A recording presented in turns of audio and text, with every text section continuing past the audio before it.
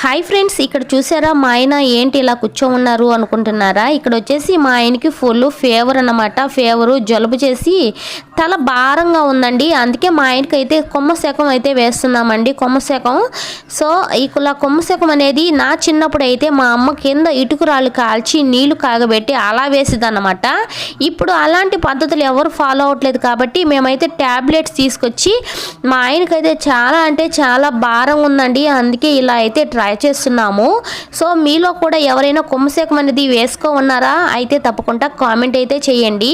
ఇక్కడ మా ఆయన అయితే చూడండి, తల బాగా వంచుకోవాలండి. కానీ వంచక చెమట్లు కూడా చాలా తక్కువ అయితే వచ్చేయండి. మనకు దబరుంది కదా, దానికి దగ్గరలో అయితే పెట్టేసుకోవాలి.